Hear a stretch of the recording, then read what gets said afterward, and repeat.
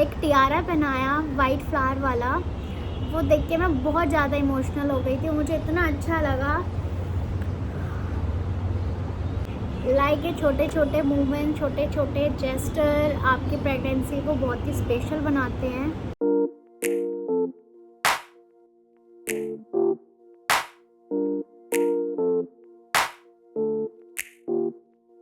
नमस्ते दोस्तों, welcome back to my channel. और आज का व्लॉग होने वाला है बहुत ही स्पेशल, क्योंकि आज मैं शेयर करने वाली हूँ अपनी प्रेगनेंसी की जर्नी आपके साथ। कैसा रहा मेरा प्रेगनेंसी की जर्नी 0 to 9 मंथ। अगर आप इस चैनल में न्यू हैं और पहली बार मुझे देख रहे हैं तो प्लीज़ सब्सक्राइब करिए मेरे चैनल को, क्योंकि तो मेरी प्रेगनेंसी की जर्नी स्टार्ट हुई एक सपने से। आपको ये सब एक सपना सा लग रहा होगा कि मैं ऐसी बोल रही हूँ, बट ये रियली है और मैं सच बोल रही हूँ, झूठ नहीं बोल रही हूँ। मेरा ये जर्नी मेरे एक सपने से ही स्टार्ट हुई है। तो क्या हुआ था, मैं दिन में सो रही थी और मैं अकेले रहती हूँ, मतलब मेरे हस्बैंड और मैं ही रहते थे। मेरे फादर इन लॉ चले गए थे, वो कुछ टाइम थे हमारे साथ, 2 मंथ्स थे वो यहाँ पे। फिर वो गुड़गांव चले गए थे जॉब, वो वहीं पर ही जॉब करते और रहते हैं। सो मैं अपने हस्बैंड के साथ यहाँ पे अकेले रहती हूँ। तो मेरे हस्बैंड ऑफिस गए थे और दिन में मैं सो रही थी, आराम कर रही थी। तो मुझे अचानक से सपना आया कि मेरा ना बेटा हुआ है और मैं यहाँ पे रूम में बैठी हुई हूँ, लेटी हुई हूँ, मतलब और मेरे बगल में मेरा बेटा लेटा हुआ है। और उधर से मेरे फादर इन लॉ और मेरे पापा आ रहे हैं और वो आपस में कुछ बात कर रहे हैं। मेरे पापा मेरे फादर इन लॉ को बोल रहे हैं कि नहीं ऐसे नहीं होता। फिर कुछ ऐसी बातें चल रही है कुछ। तो एकदम से मैं देख रही हूँ उनको आते हुए और फिर एकदम से मेरा बच्चा रोने लग गया, मेरा बेटा रोने लग गया और मेरा एकदम से सपना टूट गया। फिर जैसे मैं उठी, मैंने बोला अच्छा ये तो सपना था। और आप यकीन नहीं मानोगे, उसके रोने की आवाज़ मुझे पूरे शाम तक आती रही। मतलब मैं उठ गई थी फिर भी उसके रोने की आवाज़ मेरे कानों में थी। और मैंने फिर शाम को जब मेरे हस्बैंड घर आए तो मैंने सोचा कि उन्हें बताती हूँ मैं, बट फिर मैंने सोचा कि यार नहीं, अगर मैं बताऊँगी तो वो सोचेंगे कि तू घर में रहती है दिन भर और पता नहीं क्या क्या सपने देख रही है, ये वो। तो मैंने उनको नहीं बताया। फिर कुछ हफ्ते बाद मैंने चेक किया तो पॉजिटिव आया। और जब वो 2 लाइन पिंक आई मैंने देखी तो मैं बिल्कुल चुप हो गई, कुछ रिएक्शन ही नहीं था। मतलब मुझे समझ नहीं आ रहा था मैं खुश हूँ या क्या करूँ, मतलब कुछ समझ नहीं आ रहा था बिल्कुल भी। वो रिएक्शन ऐसे था ना, बिल्कुल चुप हो गई थी मैं जैसे 2 लाइन्स देखी मैंने। और मैं वो लेके इनके पास गई तो ये सो रहे थे। मैंने ये टेस्ट सुबह 4 बजे करा था, क्योंकि मैंने वीडियोस में देखा था कि किस टाइम करना चाहिए तो सही रिज़ल्ट आता है। तो मतलब गूगल में बताया था कि सुबह की फर्स्ट यूरिन अगर आप टेस्ट करोगे तो वो एकदम सही टेस्ट बताएगा हमेशा। तो मैंने सुबह 4 बजे ही करा था।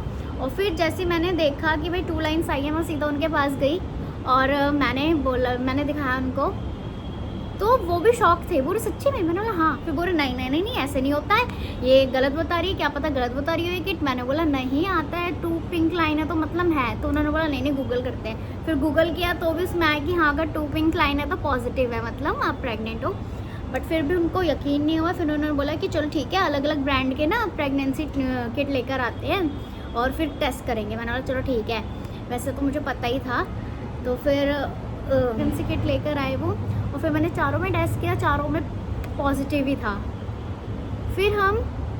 फिर हम शाम को गए डॉक्टर के पास, हमने अपॉइंटमेंट ली और वहाँ पे हमें जाके पता चला, मैंने टेस्ट करवाया तो पता चला कि हाँ मैं सच्ची में प्रेग्नेंट हूँ। और फिर मतलब मानो हमारे खुशी का कोई ठिकाना ही नहीं था। हम इतने खुश थे, बहुत ज़्यादा खुश थे। और मैं इतनी खुश थी, जैसे ही मुझे पता चला कि हाँ सच्ची में मैं प्रेग्नेंट हूँ, डॉक्टर ने बोला कि हाँ तुमने कंसीव कर लिया, और मेरा हाथ सीधा पेट में गया। और मैं बोली वाओ मैं प्रेग्नेंट हो गई, एक छोटी सी जान मेरे पेट में है। तो मैं बहुत ज़्यादा खुश थी, ये भी बहुत खुश थे। फिर मैंने उन्हें अपने सपने के बारे में बताया तो फिर उन्होंने बोला अच्छा, मतलब ज़्यादा कुछ रिएक्ट नहीं करा, उन्होंने बोला अच्छा। और फिर हमने अपने फैमिली के साथ शेयर करा तो सब भी बहुत ज़्यादा खुश हुए। और मैं भी बहुत ज़्यादा खुश थी, एक्साइटेड थी, वाओ अब मैं प्रेग्नेंट हो गई हूँ, अब मेरे एक नन्ही सी जान मेरे पेट में है और मैं मम्मी बनने वाली हूँ। और फिर उसके बाद ये खुशी बस 2 हफ्ते तक रही। 2 हफ्ते के बाद ही मुझे वॉमिटिंग होने स्टार्ट हो गई और लाइक नोज़िया होने लग गया। सुबह सुबह बहुत ज़्यादा होता था, खाना पकाया नहीं जाता था मुझसे। मैं एक रोटी बनाती थी, सीधा बालकनी में भागती थी उल्टी करने के लिए। मतलब लाइक मुझे उल्टी नहीं होती थी बट ऐसा फील होता था वॉमिटिंग जैसा, नोज़िया होता था बहुत ज़्यादा और हर चीज़ में स्मेल आने लग गई। फिर मुझे पता चला कि अरे क्या हो रहा है, ये क्या होती है प्रेगनेंसी।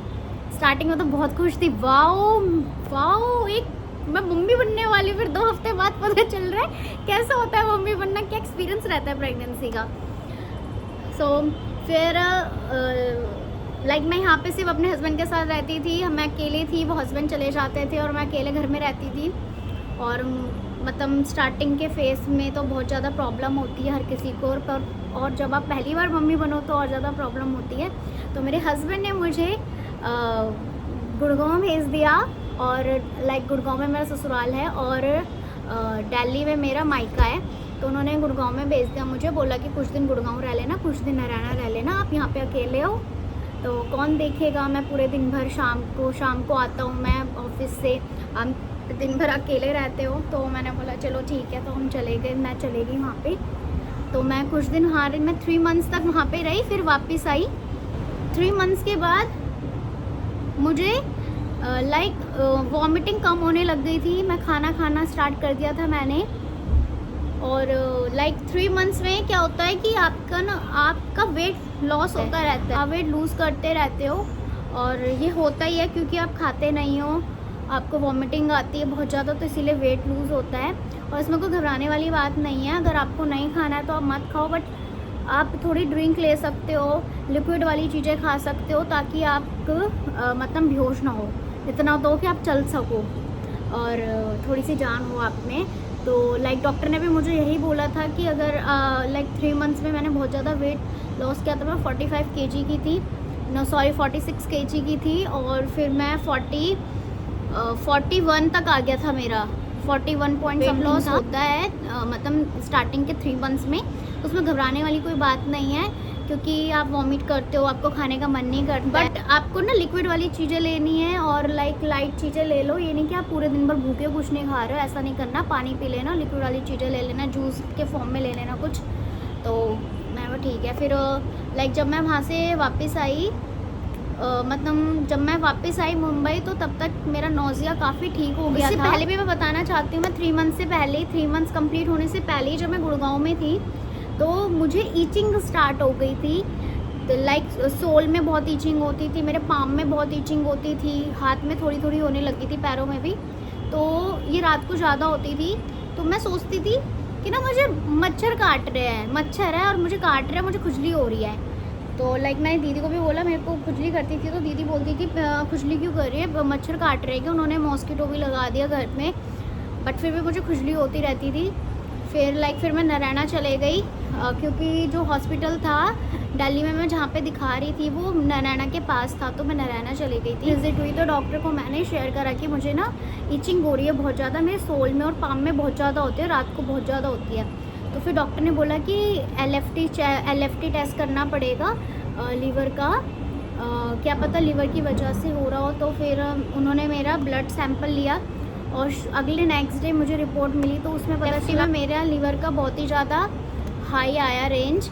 तो इसमें क्या होता है, बाइल जूस होता है जो हमारे खाने को पाचन करता है, वो ऊपर की तरफ आ रहा था क्योंकि मेरी प्रेगनेंसी में उसमें बहुत ज़्यादा प्रेशर पड़ रहा था। तो वो बहुत ज़्यादा उसमें प्रेशर पड़ रहा था, तो जो बाइल जूस है वो नीचे फ्लो होने की बजाय वो ऊपर को फ्लो हो रहा था और वो मेरे ब्लड में मिल रहा था। ब्लड में जब वो मिलता है तो क्लॉट्स बना देता है जगह जगह, जहाँ पे क्लॉट्स बनते हैं वहाँ पे ईचिंग होने लग जाती है। तो अब आप देखो पूरी बॉडी में ही ब्लड फ्लो होता है ना, ऊपर से लेके नीचे तक, टॉप टू बॉटम तक आपका ब्लड ही फ्लो होता रहता है। पूरे बॉडी में मुझे ईचिंग हो रही थी, जहाँ जहाँ ब्लड मेरा फ्लो हो रहा था मेरे पूरी बॉडी में ईचिंग होने लग गई थी धीरे धीरे करके।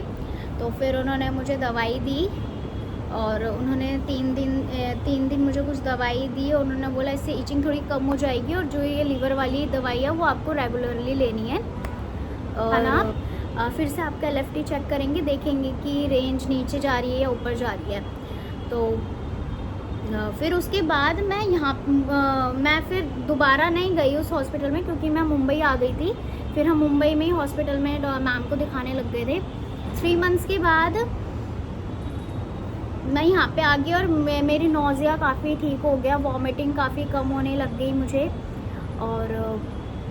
और 4 मंथ मेरा स्टार्ट हुआ तो मैं खाना खाने लग गई, खाना पकाने लग गई, मुझे स्मेल मतलब आनी कम हो गई और अच्छा लगने लग गया, मेरा खाना और ज़्यादा होने लग गया। और मैं खाने लग गई जैसे मैं नॉर्मली खाती थी वैसे खाने लग गई। और फिर उसके बाद मेरा 5 मंथ स्टार्ट हुआ और 5, 6 और 7th मंथ मेरा बहुत ही अच्छा गया है और ये सभी का अच्छा जाता है। 5, 6 मंथ 5, 6, 7 मंथ 3 मंथ। देखो फर्स्ट मंथ तो आपको पता ही नहीं रहता आप प्रेग्नेंट हो, सेकंड मंथ आपको पता चलता है, मतलब लाइक सेकंड मंथ ख़त्म ही होने वाला होता है तब आपको पता चलता है कि आप प्रेग्नेंट हो। फिर उसके बाद आपको नोज़िया स्टार्ट हो जाता है, वॉमिटिंग स्टार्ट हो जाती है। 4th मंथ 3 मंथ तक ज़्यादा रहती है, 4th मंथ में धीरे धीरे कम होने लग जाती है। फिर 5th, 6th, 7th मंथ बहुत ही अच्छा जाता है और इसमें आप घूमने भी जा सकते हो, लाइक जैसे बेबी मून बोलते हैं आजकल के उसमें कि आप बेबी मून में जा सकते हो। तो मैं भी बेबी मून में गई थी महाबलेश्वर अपने हस्बैंड के साथ और वहाँ पे मैंने बहुत ही इंजॉय किया, वहाँ का व्यू बहुत अच्छा था और बहुत सारी पिक्स क्लिक करी वहाँ पे और अपनी पिक्स मैंने स्टेटस में लगाई। तो ऑफिशियली सबको पता चल गया कि मैं प्रेग्नेंट हूँ और मेरे पास मैसेजेस आने लग गए, Pinky are you pregnant, are you pregnant, are you pregnant. तो मैंने बोला yes I am pregnant. So फिर 5, 6, 7 मंथ बहुत ही स्मूथली मेरा गया। बट इसी बीच क्या हुआ, लाइक मेरी लीवर की मेडिसिन तो मेरी रेगुलरली चल ही रही थी और जो मेडिसिन थी मेरी बहुत ही कॉस्टली आती थी, 3,000 मतलब 3-4,000 की तो सिर्फ मेरे लीवर की ही मेडिसिन आती थी। तो मैं रेगुलरली उसे ले रही थी। फिर और बीच बीच में मेरे टेस्ट होते रहते थे, LFT होती रहती थी, तो उसमें मेरी रेंज कम आ गई थी, बिल्कुल नॉर्मल आ गई थी, जितनी होनी चाहिए थी उतनी नॉर्मल आ गई थी। बट फिर रिपोर्ट दिखाने डॉक्टर के पास गए तो उस दिन डॉक्टर नहीं थी वहाँ पे। तो फिर हम वापस आ गए और रेंज मेरी बिल्कुल सही आ गई थी, रेंज बिल्कुल। ऑफिस के टूर से चले गए, मतलब मसूरी चले गए। तो उसके बाद हम डॉक्टर विजिट में नहीं गए तो हमने सोचा अपने आप से ही कि लीवर की रेंज तो बिल्कुल सही आ गई है तो मैं अब दवाई बंद कर सकती हूँ। तो मैंने दवाई बंद कर दी लीवर की। और फिर उसके बाद 1 हफ्ते बाद ही मुझे इतनी ज़्यादा खुजली होने लग गई, बहुत ज़्यादा होने लग गई, मैं बता नहीं सकती कितनी ज़्यादा इचिंग होने लग गई। फिर हम डॉक्टर के पास गए दोबारा तो उन्होंने बोला रेंज तो तुम्हारी सही आ रखी है। तो मैंने बोला कि हाँ रेंज सही आ रखी है, मैंने दवाई बंद कर दी।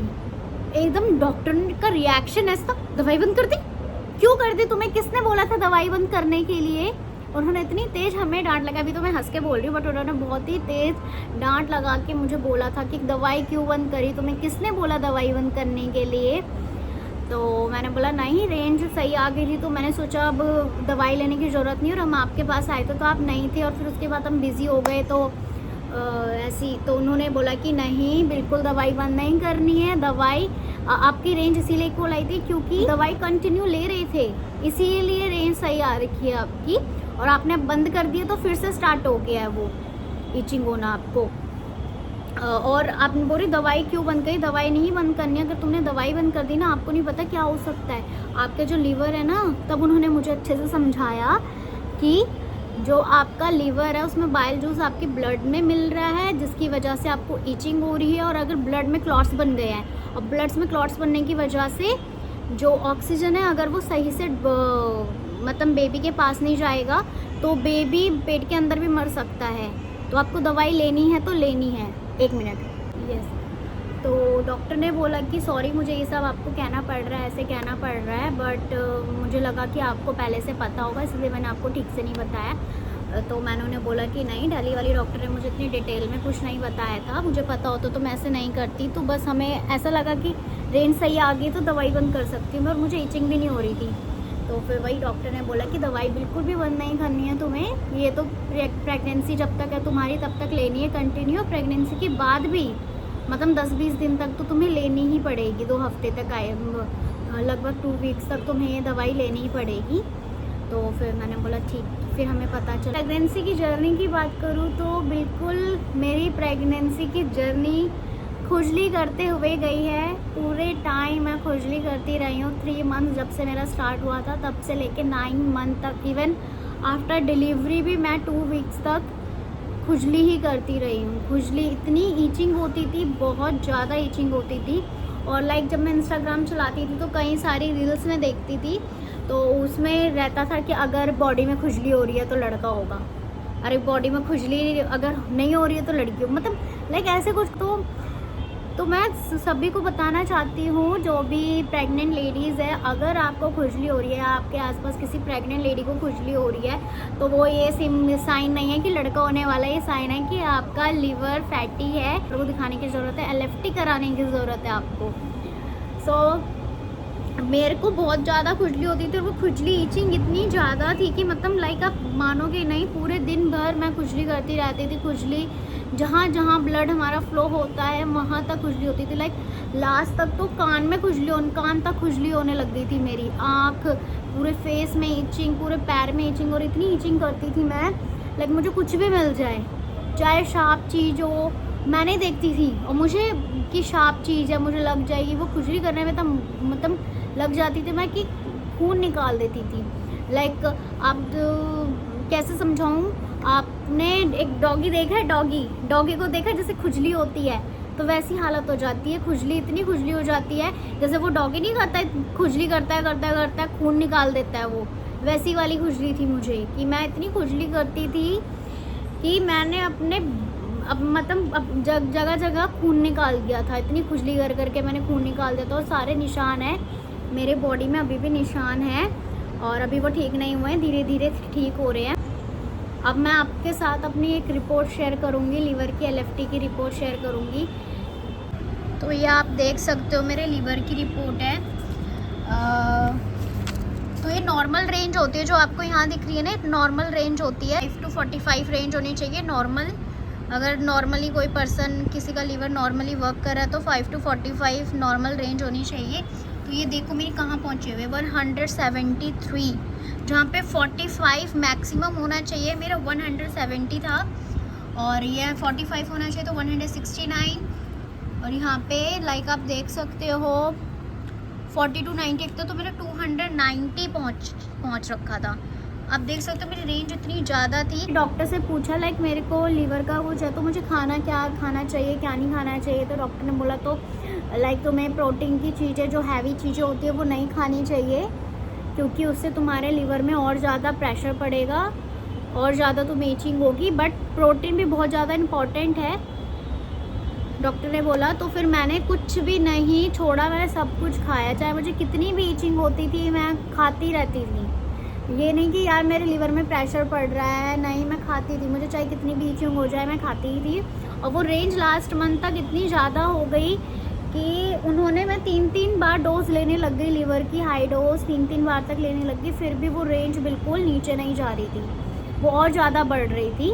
और जब भी मैं डॉक्टर विज़िट करती थी तो बस एक चीज़ सुन के मुझे बहुत अच्छा लगता था कि बेबी हेल्दी है और बेबी बिल्कुल सेफ़ है, उसे कोई प्रॉब्लम नहीं है। और बाकी ईचिंग तो होती थी, जो होती थी मुझे बहुत ज़्यादा, उसकी कोई बात नहीं, बस यही सुन के अच्छा लगता था कि बेबी सेफ़ है, बेबी को कुछ नहीं हुआ है। और लास्ट मंथ में फिर डॉक्टर ने बोला कि अब आपकी, हमने 3 बार डोज कर दिया है और हाई डोज कर दिया है, फिर भी आपकी रेंज नॉर्मल नहीं आ रही और घट भी नहीं रही है, तो अब हम ज़्यादा दिन बेबी को अंदर नहीं रख सकते हैं। तो फिर उन्होंने मुझे एक इंजेक्ट करा ताकि बेबी का जो लंग्स है वो मैच्योर हो जाए जल्दी, और मतलब लाइक उसे बाहर आके कोई प्रॉब्लम ना हो।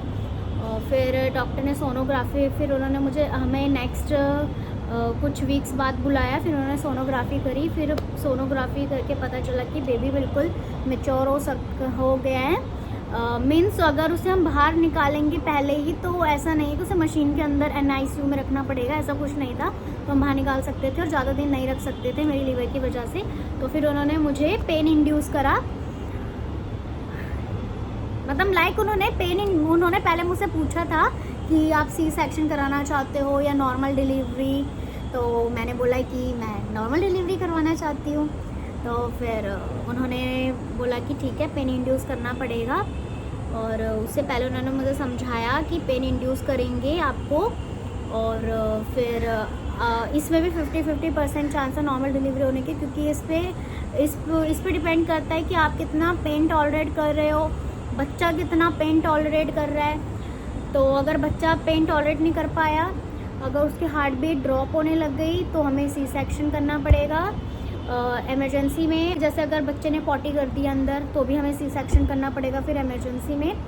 तो ये डिपेंड करता है। तो 50-50% चांस है, इंड्यूस करके हम ये नहीं कह सकते कि तुम्हारा नॉर्मल डिलीवरी होगी। और एक और है कि अगर हम इंड्यूस करेंगे, जेल लगाएंगे, तो ये भी इस पर भी डिपेंड करता है कि आपकी बॉडी कैसे रिएक्ट कर रही है उस पर, मतलब सर्विक्स कितना ओपन हो रहा है या नहीं हो रहा है, तो इन सब पे होगा। तो मैंने बोला ठीक है। फिर उन्होंने बोला कि ठीक है, नेक्स्ट डे आप 7:30 आ जाना सुबह। तो हम नेक्स्ट डे 7:30 गए वहाँ पे हॉस्पिटल। फिर उन्होंने मेरे कपड़े चेंज करे, हॉस्पिटल के कपड़े पहनाए। फिर उन्होंने मेरा जेल लगाया और पेन इंड्यूस करा। तो फिर उसके बाद जो दर्द उठा मैं बता नहीं सकती। उसके साथ मुझे कॉन्ट्रैक्शन स्टार्ट होने लग गए, और वो ठीक थे, ठीक है, पेन हो रहा था, हाँ मैं सह रही थी। फिर धीरे धीरे वो बढ़ता रहा, और बीच में वो आके मेरे इंटरनल चेकअप कर रहे थे, जिसमें बहुत ही ज़्यादा पेन होता है इंटरनल चेकअप में, बता नहीं सकती कितना पेन होता है। और फिर मेरा उन्होंने इंटरनल चेकअप करा, तो 2.5 सेंटीमीटर मेरा सर्विक्स खुल गया था।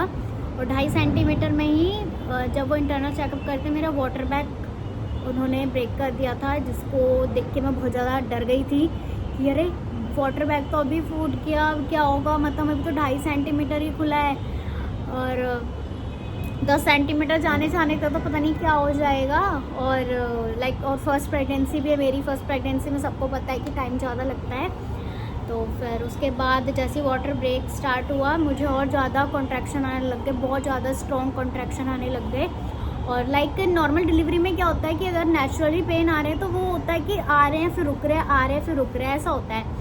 और बट इंड्यूस वाले पेन में लगातार जो आ रहे हैं और इतने तेज़ आ रहे हैं, वो रुकने का नाम ही नहीं ले रहे, बिल्कुल भी नहीं रुकते वो पेन, बिल्कुल भी नहीं आ रहे। तो कंटिन्यूसली आ रहे और वाटर ब्रेक होने के बाद तो बहुत ज़्यादा आने लगे थे स्ट्रॉन्ग। और फिर मुझसे बिल्कुल, और जो वो इंटरनल चेकअप कर रहे थे उसका अलग पेन, तो वो पेन मुझसे टॉलरेट नहीं हुआ। मैंने मतलब सुबह से लेके 1 बज गए थे, और 1 बजे तक सिर्फ 2.5 सेंटीमीटर ओपन हुआ था।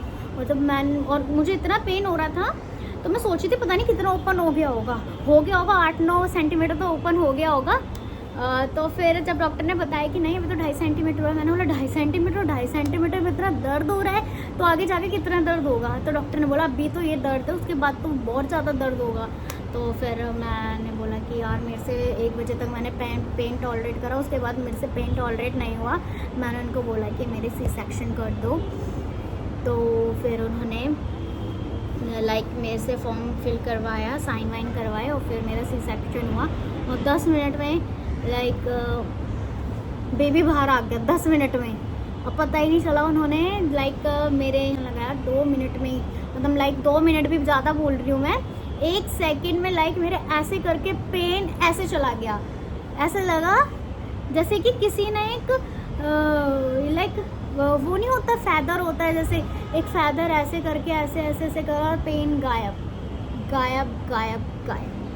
पेन गायब हो गया। और फिर 10 मिनट में ही बेबी बाहर आ गया। और फिर जब वो मुझे आईसीयू से मेरे वार्ड में मेरे रूम में लेकर आए, तो मेरी बॉडी बिल्कुल शिवर कर रही थी, बहुत ज़्यादा शिवरिंग हो रही थी मुझे, इतनी शिवरिंग कि मेरे जॉ बिल्कुल दर्द हो गए थे, इतनी ज़्यादा शिवरिंग। उन्होंने 4 कंबल देते, फिर भी मेरे हो रहा था। और बहुत टाइम तक मुझे, लगभग आई थिंक बहुत देर तक मुझे शिवरिंग हुई। फिर मैं सो गई, जब उठी तो शिवरिंग नहीं थी मुझे। तो फिर उसके बाद बेबी फिर मैंने पूछा क्या हुआ, फिर उन्होंने मुझे बताया कि लड़का हुआ है। और फिर मैंने फिर देखा बेबी को, उन्होंने मुझे दिखाया, मेरे हस्बैंड ने मेरे बेबी को दिखाया, और मेरा पूरा बॉडी नब थी, बिल्कुल ही कुछ वो ही नहीं हो रहा था, और मैं बेबी को पकड़ भी नहीं पाई। मुझे इस बात का बहुत ही वो होता है कि मैं उस टाइम उसे पहली बार पकड़ नहीं पाई। फिर मैंने सेकंड डे उसे पकड़ा था। सेकंड डे उन्होंने मुझे वॉक कराना स्टार्ट कर दिया था। तो सेकंड डे के बाद उन्होंने ब्रेस्ट फीडिंग करानी कि ब्रेस्ट पे लगाओ ताकि बॉडी को पता चले कि बेबी बाहर आ गया है और मिल्क आना स्टार्ट हो जाए। तो फिर सेकंड डे से मैं ब्रेस्ट फीडिंग करवाने लगी, और वो उसमें भी मुझे काफ़ी प्रॉब्लम हुई। फर्स्ट मॉम तो पहली बार जब करवाते हैं ब्रेस्ट फीडिंग तो प्रॉब्लम होती है, ना हमें भी फीड करवाना आता है और ना ही बच्चे को फीड करना आता है। तो स्टार्टिंग में और स्टिचेस का अलग ही पेन होता है, तो वो सब था। फिर 4 दिन तक मैं हॉस्पिटल में रही। 4th डे के इवनिंग में हम घर आ गए, और घर में आके मेरे हस्बैंड ने बहुत ही अच्छे से डेकोरेट करके रखा था घर, बिल्कुल बैलून से, जिसे देख के जो मैंने बिल्कुल एक्सपेक्ट नहीं करा था। मुझे लगा था जस्ट बैलून ऐसे लगाए होंगे, डोर पे लगाए होंगे, बट उन्होंने तो पूरा घर सजाया था। रूम स्पेशली इतना सुंदर सजाया था जिसे देख के मैं बहुत इमोशनल हो गई थी। और सबसे ज़्यादा इमोशनल मैं बैलून्स देख के नहीं हुई थी जितना मैं जब आई थी, और मेरे हाथ में शौर्य था, और उन्होंने मुझे एक टियारा पहनाया वाइट फ्लावर वाला। वो देख के मैं बहुत ज़्यादा इमोशनल हो गई थी, मुझे इतना अच्छा लगा। तो वो कहते हैं ना, प्रेगनेंसी के टाइम में की गई केयर, की गई बातें, और प्रेगनेंसी नहीं बल्कि प्रेगनेंसी के बाद भी आपके साथ जो ट्रीटमेंट होती है, जो व्यवहार होता है, जो केयर होती है, या किसी ने कुछ बोला हो या ना बोला हो, वो ज़िंदगी भर याद रहता है। तो ये बात सच है, वो ज़िंदगी भर याद रहता है। और प्रेगनेंसी में आप बहुत ज़्यादा इमोशनल भी हो जाते हो, क्योंकि हार्मोनल चेंजेस होते हैं आपकी बॉडी में, इतने सारे चेंजेस होते हैं कि आपको एक छोटी छोटी बात भी बुरी लगती है और एक छोटी छोटी चीज़ भी बहुत अच्छी लगती है। और प्रेगनेंसी में किया गया हर चीज़ आपको याद रहती है, चाहे किसी ने अच्छा किया हो चाहे बुरा किया हो। इवन प्रेगनेंसी में भी नहीं, प्रेगनेंसी के बाद भी आपके साथ जो ट्रीटमेंट होती है वो आपको ज़िंदगी भर याद रहती है। प्रेगनेंसी के टाइम पे मेरा लीवर तो था ही फैटी, लीवर की वजह से तो मैं दवाई खा ही रही थी। और तब बीच में फिर लास्ट टाइम में जब लास्ट मंथ आते हैं तो डॉक्टर आपका शुगर चेक करते हैं, शुगर टेस्ट होता है, ग्लूकोज टेस्ट होता है बेसिकली आपका। तो ग्लूकोज टेस्ट हुआ मेरा, उसमें पता चला कि मुझे शुगर है, मेरा शुगर बहुत ज़्यादा हाई हो रखा है। और फिर मैंने बोला डॉक्टर को कि उन्होंने मुझसे पूछा कि आपको मतलब शुगर पहले से था क्या। मैंने बोला नहीं, पहले से नहीं था, मुझे अभी जस्ट हुआ है। तो उन्होंने बोला हाँ, किसी किसी को हो जाता है प्रेगनेंसी में शुगर। तो फिर मेरी शुगर की भी दवाई चलने लग गई, मैं लीवर की भी खा रही थी, शुगर की भी खा रही थी, और बाकी जो मेरी कैल्शियम आयरन चल रही थी वो तो चल ही रही थी। और फिर शुगर भी इसीलिए क्यों, मुझे ऐसा लगता है कि क्योंकि मैं वॉक नहीं करती थी, मैं दिन भर खुजली करती थी, रात भर खुजली करती थी, और दिन में थोड़ी बहुत जो भी टाइम मिलता था उसमें सोती थी, क्योंकि रात भर मैं सोती नहीं थी, मुझे नींद ही नहीं आती थी बिल्कुल, मैं इतनी खुजली करती थी। और लास्ट के 8-9 मंथ में क्या होता है कि आपका चेस्ट बंद करने लग जाता है, आपको मतलब करवट लेने में प्रॉब्लम होती है, सोया नहीं जाता है, और यहाँ तक ऐसा लगता है बहुत ज़्यादा जल रहा है, बहुत ज़्यादा जल रहा है। तो ये सब प्रॉब्लम होती थी, और ईचिंग तो थी ही, ये सब तो, ये जलना और करवट लेना तो मुझे खुजली के सामने कुछ भी नहीं लगता है, बस ईचिंग इतनी होती थी। अब आप समझ लो, मैं वीडियो में ईचिंग इतना बोल रही तो मुझे कितनी ईचिंग होती होगी, क्योंकि मेरी पूरी प्रेगनेंसी ईचिंग पे गई। अगर तो हम बात करें ना, Pinky's pregnancy is equal to itching.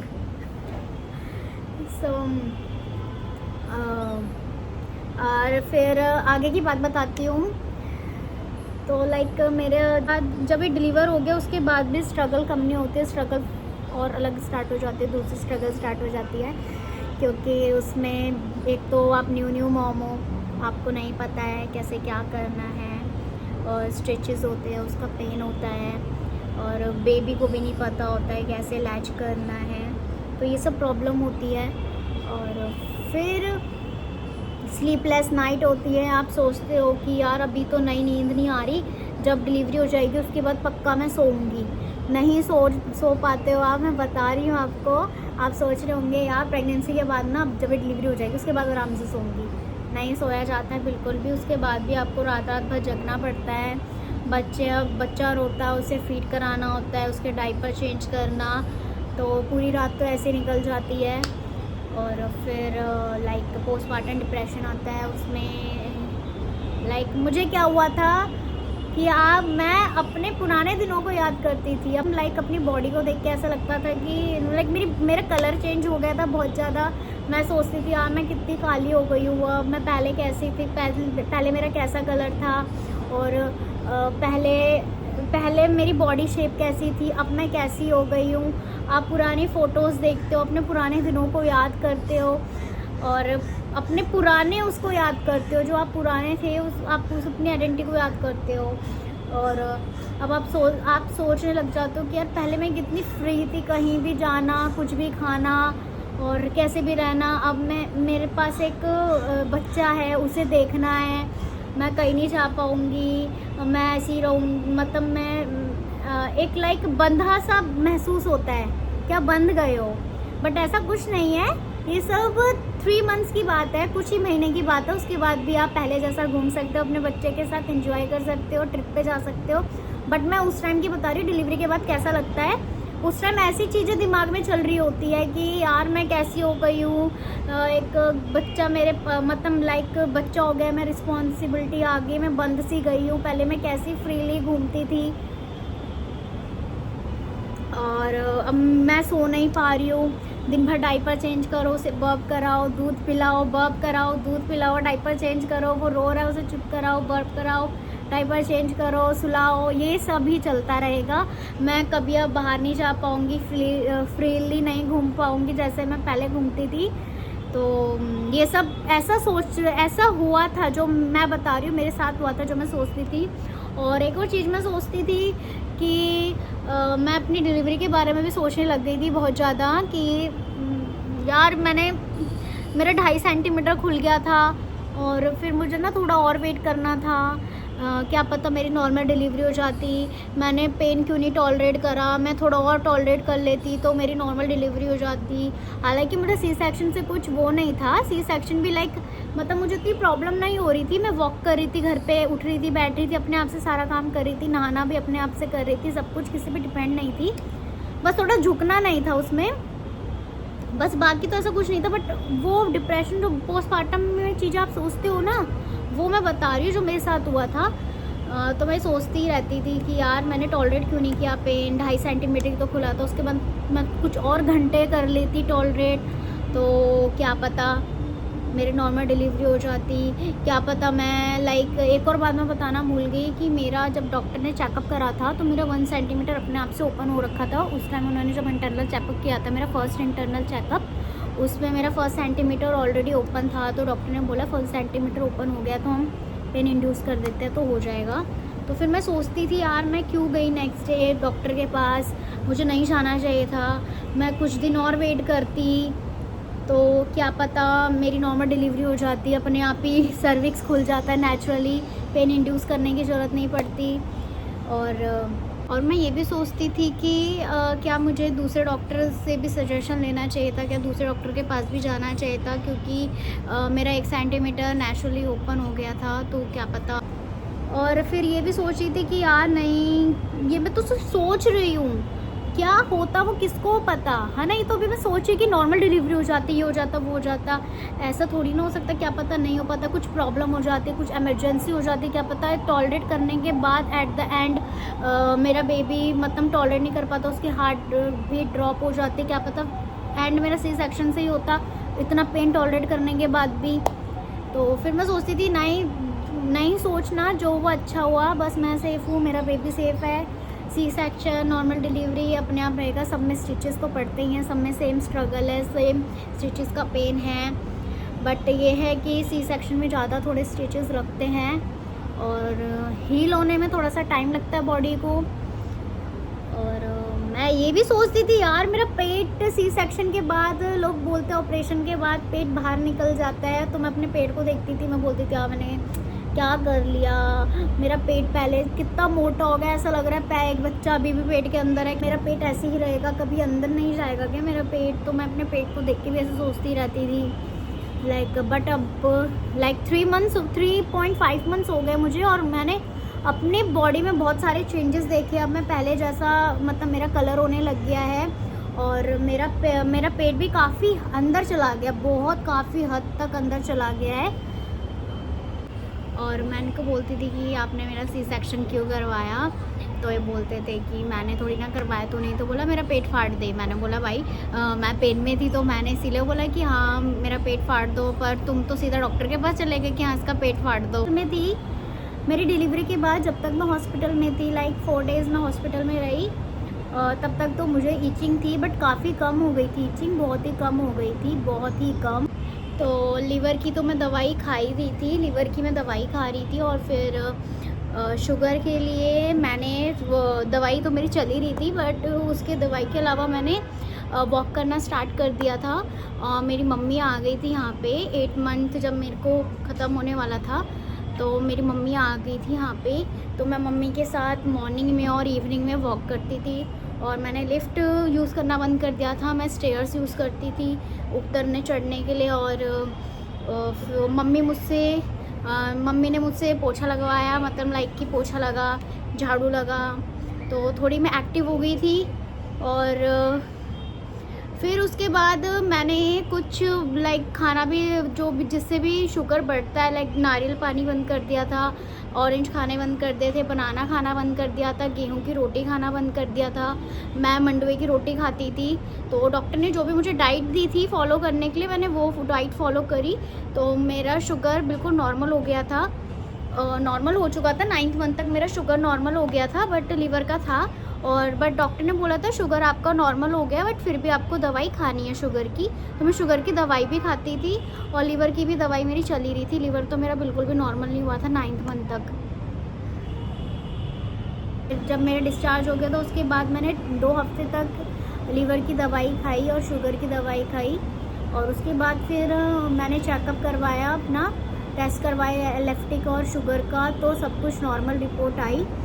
तो ये सब था। जब मैंने पहली बार शौर्य को देखा तो मैं इतनी इमोशनल हो गई, मेरी आंखों में आंसू आ गए, मतलब अरे मेरा बेटा इतना प्यारा, इतना क्यूट, इतना मतलब छोटा सा रेड कलर का इतना क्यूट लगा मुझे। और उस टाइम मैं अपने सारे स्ट्रगल, सारे पेन, सारी ईचिंग सब कुछ भूल गई। तो मैं बोलना चाहूँगी जो भी आप अपने प्रेगनेंसी की जर्नी में जो भी पेन, आप कोई भी स्ट्रगल झेल रहे हैं, वो सिर्फ प्रेगनेंसी तक है। आफ्टर डिलीवरी आपको वो याद भी नहीं रहेगा, आप भूल जाओगे जब आप अपने बेबी को देखोगे। अगर आप भी न्यू मॉम हैं और या न्यू मॉम बनने वाली हैं, तो अपनी प्रेगनेंसी की जर्नी प्लीज़ कमेंट बॉक्स में कमेंट करिए, मैं हर कमेंट पढ़ती हूँ और उसका रिप्लाई करती हूँ। और अगर आपको ये वीडियो पसंद आई है तो प्लीज़ सब्सक्राइब करिए मेरे चैनल को।